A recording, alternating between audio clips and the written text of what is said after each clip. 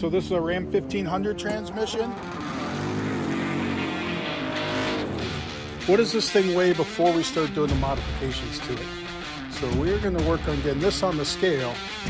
We have the dart here, so it's going to be a good time. Tom Bailey, our current overall leader. This is 6 seconds 1.0.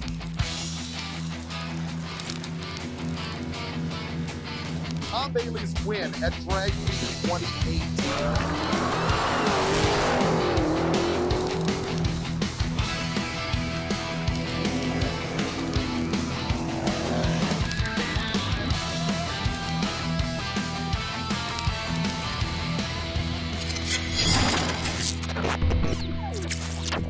Want to say Speedfest coming up here just a few weeks. I got the Speedfest shirt on. You can grab a shirt off the website, but come out to the track. I mean, it is going to be freaking awesome because it is SICNA Magazine, Bragging Rights, Streetcar Takeover. All three of us, each of us have 100 cars. I mean, there's going to be a dragster going for the world record for the fastest dragster pass. I mean, it's going to be an incredible experience. You also have laser light show. Like, there's just so much cool stuff happening. It is going to be a party, and you definitely aren't going to miss it. Bowling Green, May 30th and 31st. So the last, whatever, Friday, Saturday of the month, get there. Get over SICNAMag.com, grab your tickets for it, grab some merch if you want it. We got it in the shop, and scale it is going to be the first thing, because we want to figure out what does this thing weigh. What does this thing weigh before we start doing the modifications to it? So we're going to work on getting this on the scale. But first we got to get this down to Ohio for the turn and burn. So we're going to run it the turn and burn with it. And this has an 8 HP 70 in it, controlled by a turbo Lamic. So different controller than we plan to use in here, but we do plan to use an 8 HP 70. So a lot of that data, because 8 HP 70, you can get them cheap. They can handle a decent amount of power from everything told. I mean, they're what came in Dodge Rams, Hellcats, Demon 170s, like all different, there's all different versions of it. And we're looking to run an 8 HP 70 in here because you can get them for like $300. Like, they're cheap, and that comes with the converter. So that's going to be a huge savings for us. Definitely leaning towards twin turbo LS in it, that 8 HP 70. We think we might actually have the budget that we can find. Aiden's found a couple different floater rear ends, 9-inch, that we possibly can put in here to get the gear ratio we want. One thing with the 8 HP 70 is we have a 3.0 gear in the Dart there. Is from the factory, these cars came with 225 gears and stuff. Because there's so much gearing, it's like a 4-something first gear. So there's a lot of opportunity there for that. But first things first is get it on the scale. So as soon as we get back, turn and burn, which will show you some stuff and everything from there. Then we're going to get this thing on the scale, see how much this thing weighs, and where we're sitting at, and what we can do to then get any weight we can out of it to hopefully make up for the cage. Obviously an LS versus a 4-cylinder, 6-cylinder, whatever that is, HP, like whatever. We're hoping that we keep this thing said and done under 3,000 pounds, but a lot determines what does it weigh right now. So we'll get to that right after we get to the track. So catch you soon.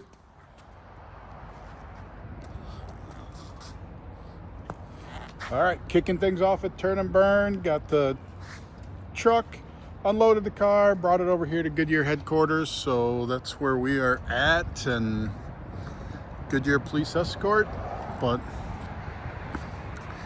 right in front of the main entrance, I guess. They said the CEO's up there, 7th floor, so hopefully we got his attention. But you got the walkway from the parking garage, which, well, I guess in hindsight, we parked our truck and trailer over there. So pretty close by.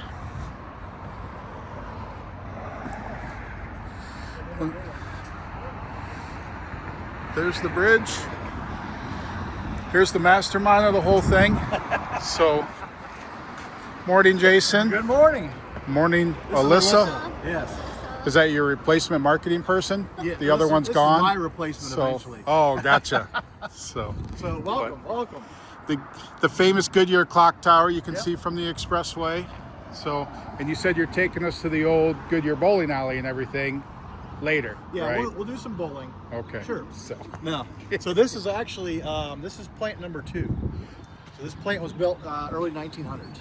And Okay. this is where all the Goodyear race tires are made for North America. So all the NASCAR tires, all the Top Fuel tires, and we even got some Mickeys in here. So very cool. now here's the worst part though, is now I'm filming this stuff, and when we go inside, we're not allowed to film anything. So, Yes. Yes. So Top secret. it's all outside stuff. But, so where's plant 1? So plant 1 is on the other side of the expressway. So Okay. it's no longer in existence really. There's pieces of it left. But, so this is the oldest active plant. Okay. Yep. And Aiden said we're going to see the blimp today. Might see it fly over. So, Never know. It's not far from here. but he said you grew up here. I thought the blimp was right there. I'm like, yeah, but this is 15 minutes from where the blimp is. So, Now, Friday we'll get to see where the original blimp hanger. We'll get to see that from the soapbox 30 downs. right. It's right next to it. It is that, The but big they black- still do that, don't they? Do they still do anything in there or no? I'm not sure what they're doing there. That's no longer owned by Goodyear. Oh, it's not. Yeah. Okay. So they keep the blimps now over at Wingfoot Lake. Right. But I remember when they would open the doors on that big black building, that Oh, was yeah. like it took all day for the door to open or something like Yeah. that. It was literally crazy. had its own So, atmosphere. but all right, we'll get at it. All right, guys, so we have the Dart. We got that at the track. Aiden is working because they're going to remote in. The transmission is so much of this, and with it being the 8HP70 transmission and trying to figure that out, it is so, there's so many different fields. We can adjust anything we want in this transmission, and trying to get that lined out perfectly. So what we're going to end up, what they want to do is Turbo Lamic, which is the TCU controller. They want to log into it, and then they're going to watch it while we go make a pass on the street at 15% throttle to basically be able to get some of the stuff to work on that programming. So that's what we're going to do right now. Take it for a ride, and they're logging in. Are they in? They're All right, are we ready? I think so. All right.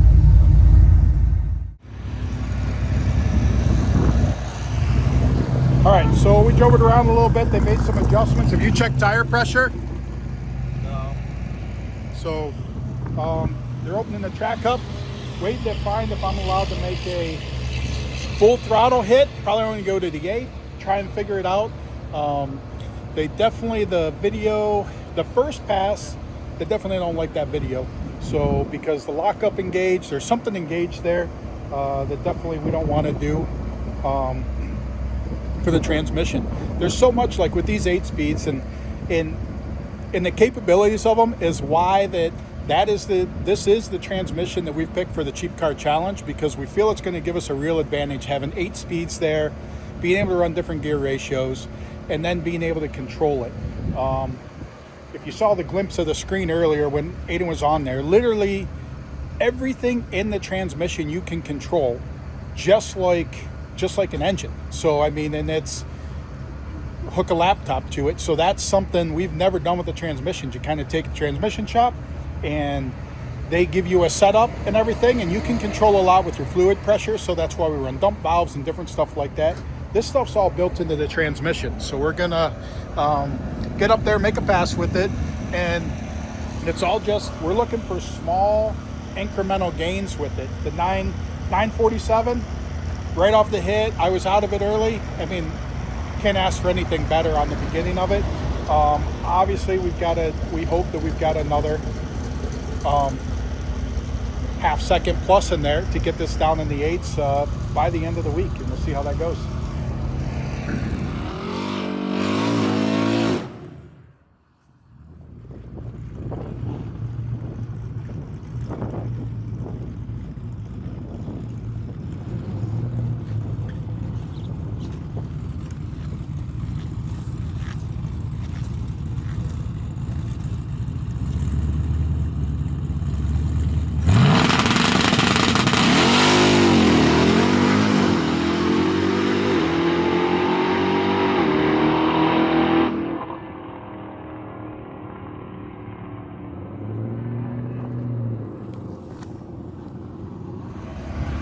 All right, so that pass, was only going to the 8th. It still did act up. We're trying to figure out what's going on. Actually believe there's a safety in the Holly with the drive-by-wire that if my foot is on the brake, happens to be on the brake when I'm trying to go up on the two-step, then that's why it won't go up.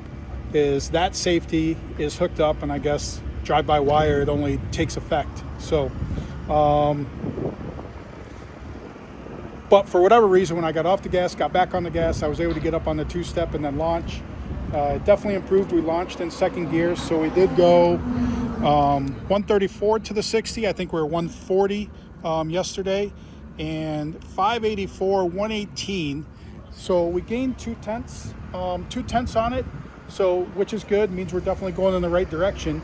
I'm concerned that the mile per hour only went up 1 mile per hour because definitely that time I was on the throttle. We feel like we should be in a 125 range with it at the 8th mile. Try and make some baby steps with that before we worry about getting up there and doing the quarter mile with it. I mean, would that be an 8? I mean, I ended up coasting out the back 980, 104. So, yeah, so we'll have to see. But we're making some changes to the tune-up. It did lock up. The lockup engaged in second gear, so we're trying to, we're changing the program now so it won't lock up until third gear. Make sure we got a little more mile per hour out of the hole before it wants to engage the lockup. So we're going to do that, a couple tweaks to it, and then get back up there and see what happens.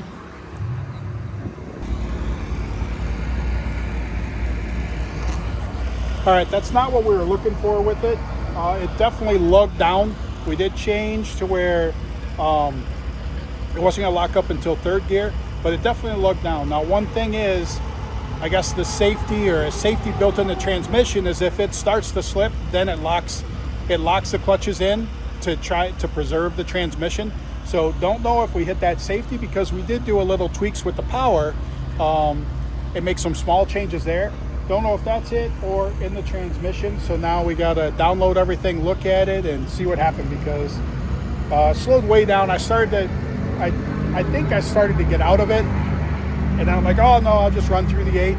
But I definitely was not out of it at the point in time where it lugged down hard. Now, same thing though, that brake safety, because you're going in so quick and you got to hold the brake to activate the trans brake and then get off the brake to hit the gas. I mean, maybe I just need to try and 1-foot it in there to be able to do that. But normally I would 2-foot stage with my other cars. But maybe I gotta try and just 1-foot stage to get off that brake safety to let it build the boot or let it jump the RPM up.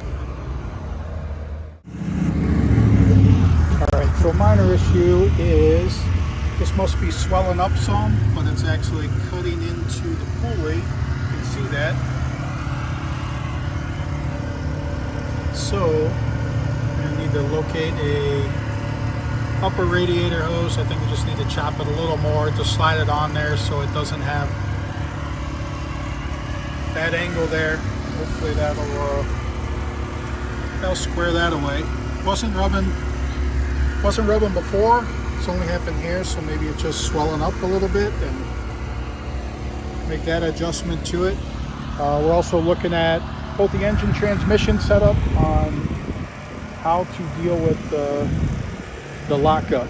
And because whatever, when we go through that, literally on that last pass, it went launched in second and blew through third into fourth before out of the 60 foot, and then when it bogged down, that was the lockup locking it up because the lockup tried to lock up in third, but it just flashed so high that it was in fourth gear before it had the chance to lock up. So how to address that?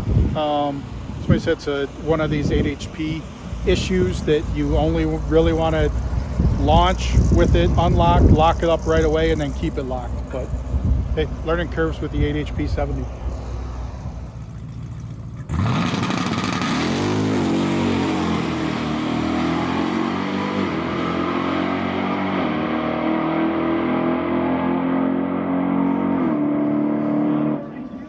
All right. That is not what we wanted to happen with it. So basically, what we've been able to figure out today is our converter's too loose. So we're gonna need to get a tighter converter. That's not an option though right now. So right now, it's quite possibly we need to go back to what we did on the first pass and then work on it. I did run that one out the back. We're way down 601, we were 580. We were 580 on the first run today, 118, so we're 119, so we gained a mile per hour there. We were 134, I think, on the 60 or something. Now we're 144, so a tenth there. But we had that, we had those 2 tenths there. Obviously, that turns into, I mean, let's say 2.5 tenths maybe on the back. I mean, maybe that'd be maybe that turned that into a 9. That would have been a 9.0 run if we would have took that front half with it. So we'll see. I mean, like I said, we're kind of in a bind that we have what we have right now, but we are working on getting parts to make an improvement to it to know what we need to do. But until we could get some track time, just couldn't do that. Unfortunately, we hoped that we had a real good plan, that we were real close with what we needed. Not the case, but we're learning. We're learning a lot right now, with especially with the turbo Lambic stuff and on this 8 HP 70. So we will, we'll work on that, reconvene tomorrow. All right, so turn and burn starts today, and we are getting ready to go up there. We definitely have the weak spot with the transmission, with the torque converter being too loose. So we're going to try and overcome that with changing the shift point higher to hopefully get it to lock up in second before we shift to third, so it doesn't bog down. That's kind of our, call it, short-term solution to try and get some stuff done. So we will see.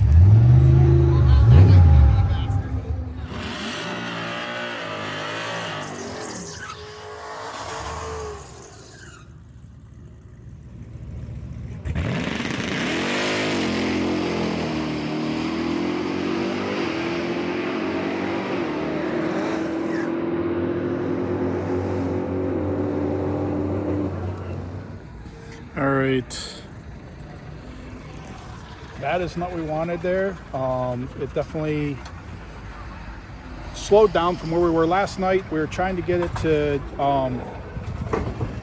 to shift before the lockup hit. So it turns out Aiden just looked at the laptop, and he did the shift thing for program 2 to raise it to 7100 instead of program 3. So he went and fixed that in program 3, waiting for a chance to get up there, make another hit at it, see if it'll shift at the top of second gear, and then we go from there. All right, so by far our best pass, but not to the 8th. So we did do 586, 119 to the 8th, 916, 147 out the back. It did grab the lockup. It did grab the lockup in second that time, so that was what we were hoping, with Aiden raising that, raising the shift point to get the lockup to kick in.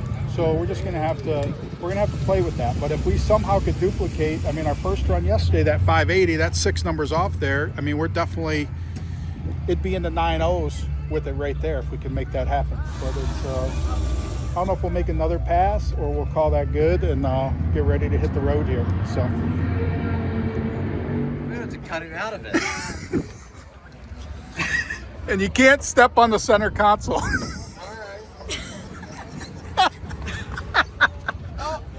That's... No. Shoulders ain't going.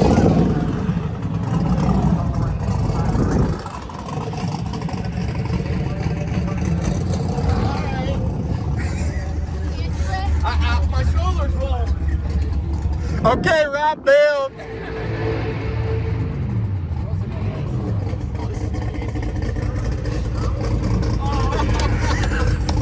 Oh yeah, that's. Dude, and I look You got.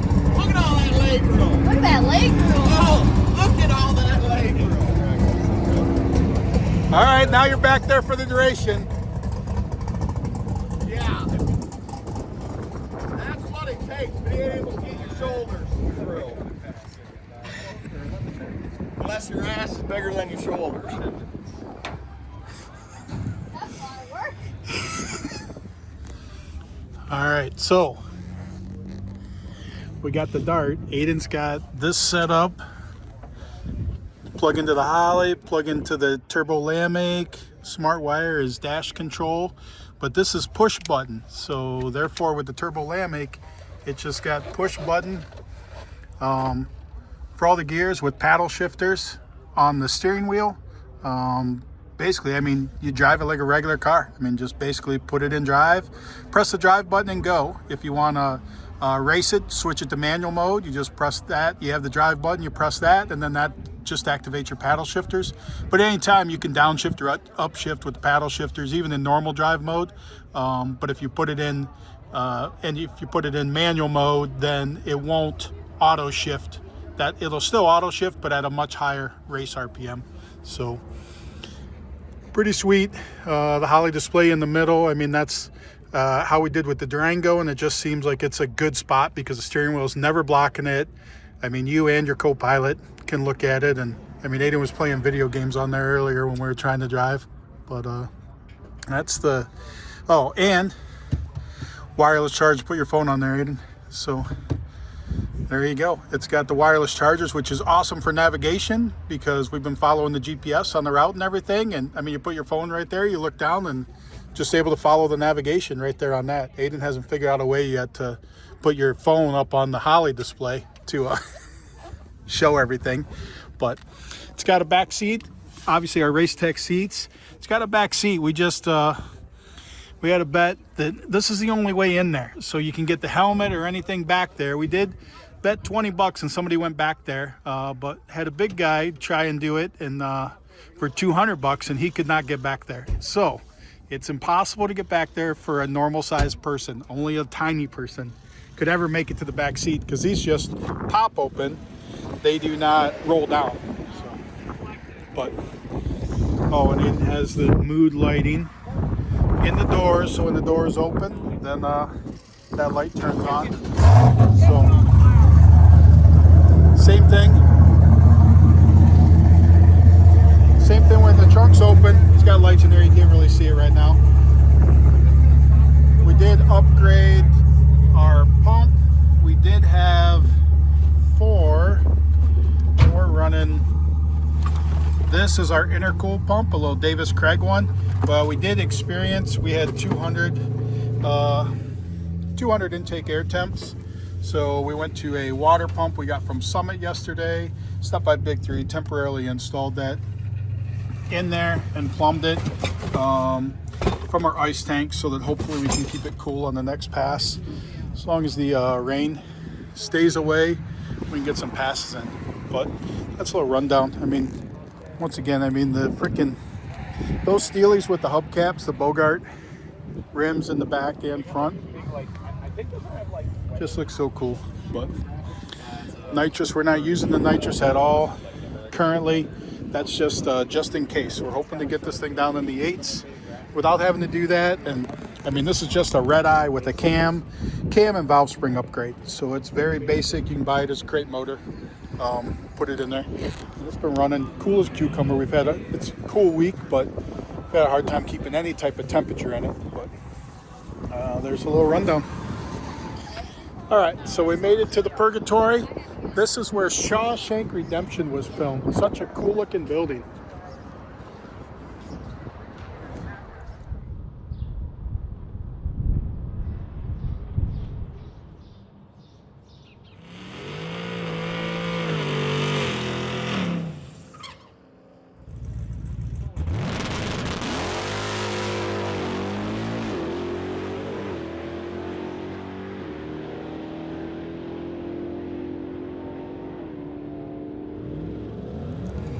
All right, so a little bit better. Did a 912, 584, 119, and 148 out the back. So the 584, that's what we did.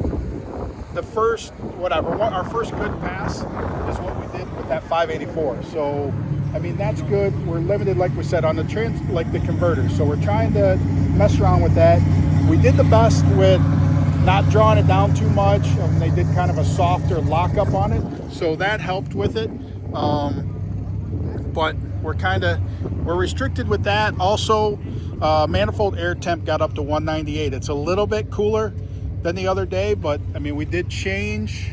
We got a water pump from Summit the other night, and we put this in at Big 3 yesterday to try and flow more water. But with the ice tank being back there, I mean, we get back and literally it's still full of ice.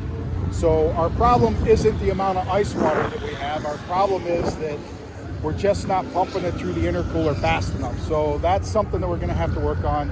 Obviously the converter work on, but got to make another pass because we're turning 2 passes in today. Really want to go faster, and quite possibly the only change that we can really make right now is take off the air cleaner. So put up there, how much do you think running it without the air cleaner is going to be worth? I'm curious myself how much that can add to us. I mean, definitely an air cleaner is a restriction. I do know that, I mean, I know it's a couple hundred horsepower on 1.0, but I mean, in something like this that we're kind of in that 1,000 horsepower range, what do we think that air cleaner is worth? Obviously, we could go to something better for getting air in there, but I mean, supercharger's pulling it as hard as it can. But if we do that, what will that do? We're not going to turn any of this stuff on yet. We're hoping to get it in the 8s without that. So that's kind of that's our goal. So with when we get back to the shop, do a converter change, intercooler pump update, get it out next weekend at the NHRA, at the peak shootout at NHRA Chicago. We're really hoping that we have a couple of these little bugs solved and solid 8-second car by then. But for now, air cleaner comes off, we'll see what it runs.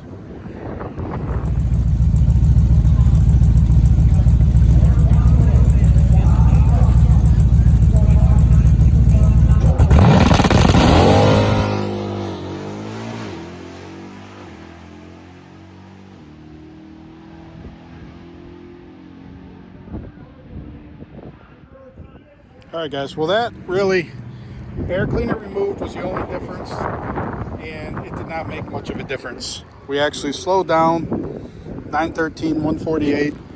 I'd say some of that's supercharger heat soak that's in there. Did best trying to cool it down and get as cold as possible. So you got that with it. Obviously, just anything to do with the starting line being a little bit off on where we were at. I mean, could make those minor changes to it. But gonna ice it down. Aiden's downloaded a different tune-up for the transmission. See, that time I noticed because time before I thought the converter kind of just free rev. Well, it wasn't that. It's that when we couldn't get the lockup to engage, we raised the shift point up to 7,100. Well, the problem now is the motor's not making steam after 6,500. So therefore, it's just struggling. It's nosing over as it's struggling to get to 7,100 to make the shift. So we turn that shift point down, do some stuff there, and we'll see what happens. But we officially did everything to complete the week: a 912, a 913, and a 916. So that would be R3 unless we can better it. But I mean, still want to see what we can do. I mean, maybe we can still get an 8 out of this thing.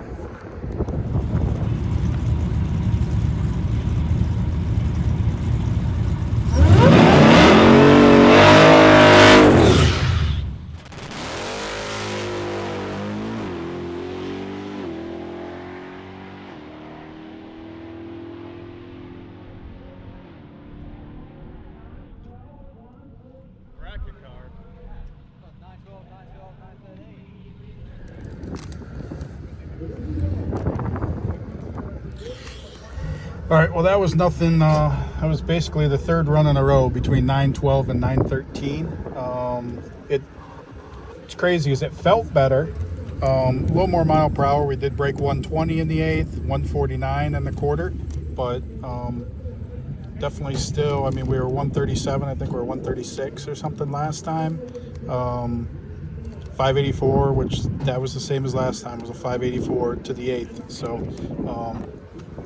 see if we can make maybe a few more tweaks, get up there for maybe one last run. We've got about an hour left.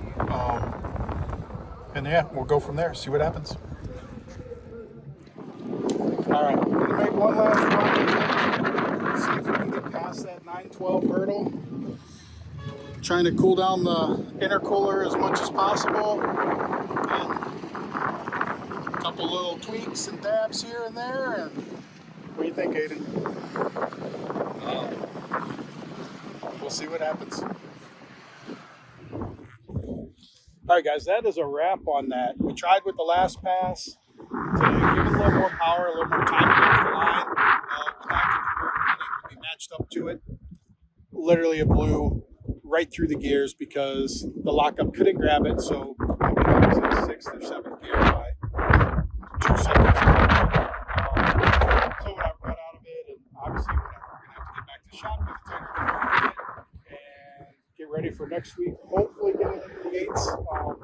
Hopefully get into the 8s next week.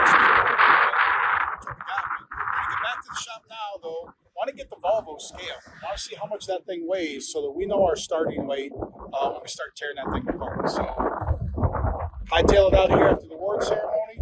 Get back up there. And let's get that thing on the scales. All right. So we've been able to get our transmission. So this is a Ram 1500 transmission. 120,000 miles on it? That's what I believe. So, but it's a converter and everything. Yeah. So this will work perfect. Gonna put this behind the LS and we'll be in good shape. So $400 Facebook Marketplace.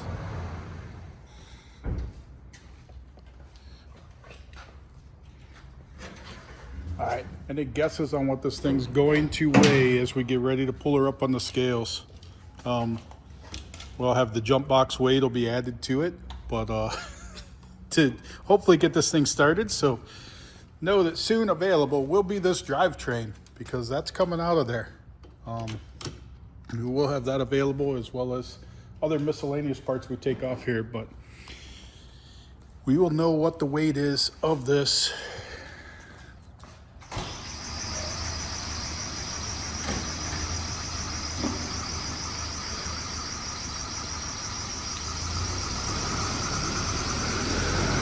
Hold on, because your distances of your ramps is not nearly equal. So you're not going to be on the scales at the same time. So hold on a second.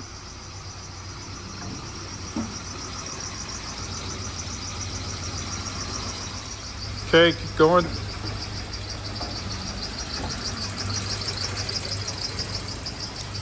A little more.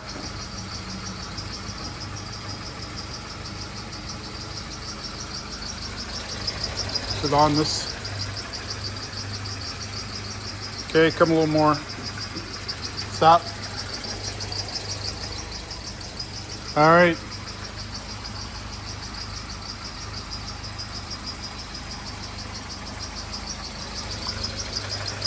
All right, now you need to get out of there. So that's with Aiden in there. What's that?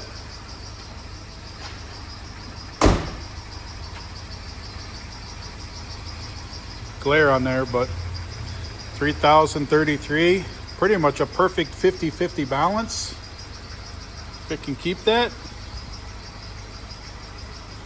All right, so what was 2,900 to 3,100 was the estimate. We're at 3,000, everything in there. Oh wait, we gotta take the jump box out. Plus a jump box. How much are we now? It didn't adjust any. So 3,000 pounds sitting on there. 3,034 pounds. There you go. All right, so there's our starting point. 3,034 pounds. Everything in there, ready to go.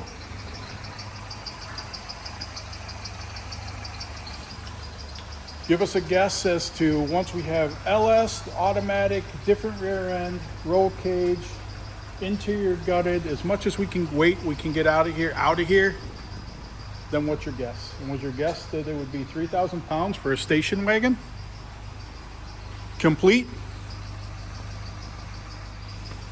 All right, so that's a wrap on the Volvo stuff. We Now have to get everything gutted out of here and then work on the next step with it. Hopefully drivetrain out of there, everything. I don't know if we'll be able to scale it again before we start getting the roll cage and everything in there to know what it is when we get it to its lightest point. But yeah, like I said, give us the guesses in the comments for what you think this is going to weigh when everything's said and done.